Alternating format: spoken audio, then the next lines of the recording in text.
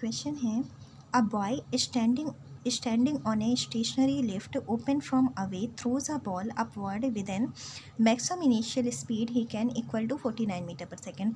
एक बच्चा जो है वो एक स्टेशनरी लिफ्ट में जो कि ऊपर से खुली हुई है वहाँ पर खड़े होकर एक बॉल को फेंकता है जितने आप किस स्पीड से 49 मीटर पर सेकेंड की स्पीड से। How how much time does the ball take to return to his hand. कितना टाइम लगेगा उस बॉल को वापस उसके हाथ में आने में। तो देखिए यहाँ पर हमने एक ये लड़का है, ये बॉल को फेंकता है, सीधे सीधे प्रोजेक्टाइल मोशन का है। क्या लगा देंगे, t is equal to 2u sine theta upon g. Theta का मान कितना हो जाएगा 90 डिग्री, क्योंकि 90 डिग्री पर बिल्कुल फेंक रहा है। तो ये चीज़ हो जाएगी 1, बनेगा फॉर्मूला 2u अपॉन जी। 2 u का मान कितना दिया है 49 और g का मान दिया नहीं है तो हम 9.8 कर देंगे। सॉल्व करेंगे तो हमें मिल जाएगा 10 सेकेंड।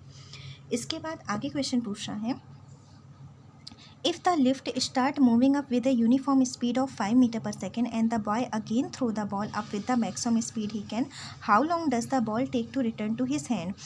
अब लिफ्ट अगर ऊपर की ओर चलना स्टार्ट करती है कितनी स्पीड से 5 मीटर पर सेकेंड और यूनिफॉर्म स्पीड है, मतलब उसमें कोई भी एक्सीलरेशन नहीं है, तो फिर बच्चा फिर से बॉल को उसी स्पीड से फेंकता है। तो अब उसको कितना टाइम लगेगा वापस उसके हैंड में आने में। तो देखिए इस क्वेश्चन को हम दो तरीके से सॉल्व कर सकते हैं। इसमें एक बार जब बच्चा लिफ्ट के अंदर हो और एक बार जब वो ग्राउंड से देख रहा है। तो देखिए ईजीएस्ट वे यही है कि हम इसमें जो ऑब्जर्वर है वो लिफ्ट के अंदर हो तो हमें सॉल्व करने में ज़्यादा आसान पड़ेगा। ठीक है, तो अब प्रोजेक्टाइल मोशन वाला तो है नहीं क्योंकि इसमें लिफ्ट जो है वो मूव कर रही है। तो अब इसमें क्या लगेगा, न्यूटन से second law of motion. Second law ही हमने क्यों लगाया है, क्योंकि अगर हम फर्स्ट लॉ लगाते हैं तो इसमें v is equal to u plus a t, मतलब हमें final velocity of a ball भी पता होनी चाहिए, लेकिन हमें फाइनल वेलोसिटी नहीं पता है। तो ईजी यही रहेगा कि हम इसका सेकेंड वाला लगाएं और जो कुछ भी ऑब्जर्वेशन हमारा होगा, जैसे हम बॉल को देख रहे हैं ना, बॉल की स्पीड देखेंगे, बॉल कितने समय में आई है, तो बॉल के बारे में हमें सब कुछ चेक करना है। तो वो किसके रिस्पेक्ट में होगा, ग्राउंड के रिस्पेक्ट में नहीं होगा, वो लिफ्ट के रिस्पेक्ट में होगा। इसीलिए हमने फॉर्मूले में लिखा है ये एस क्या है, यहाँ पर डिस्प्लेसमेंट है, displacement of ball with respect to lift, velocity of ball with respect to lift. Displacement ball का बताइए कितना होगा।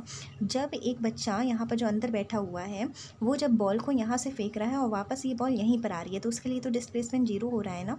अगर कोई बच्चा बाहर बैठा होता तब उसे लगता कि बॉल को हमने यहाँ से फेंका और यहाँ से लौट के ये यहाँ तक आई है, लेकिन अगर वो अंदर बैठा हुआ है तो यहाँ से जाकर जिस पोजीशन से गई है उसी पोजीशन पे आई है, तो उसके अकॉर्डिंग डिस्प्लेसमेंट कितना हो जाएगा, बॉल का 0 हो जाएगा। बॉल की स्पीड कितनी है लिफ्ट के रिस्पेक्ट में 49 मीटर पर सेकेंड। अगर कोई व्यक्ति बाहर बैठा होता तो इसमें लिफ्ट की स्पीड भी जुड़ जाती, मतलब 5 मीटर पर सेकेंड ऐड हो जाता, लेकिन हमने लिफ्ट के रिस्पेक्ट में देख रहे हैं, ग्राउंड के रिस्पेक्ट में नहीं देख रहे हैं, इसलिए इसमें 49 मीटर पर सेकेंड ही रहेगी। समय हमें निकालना है।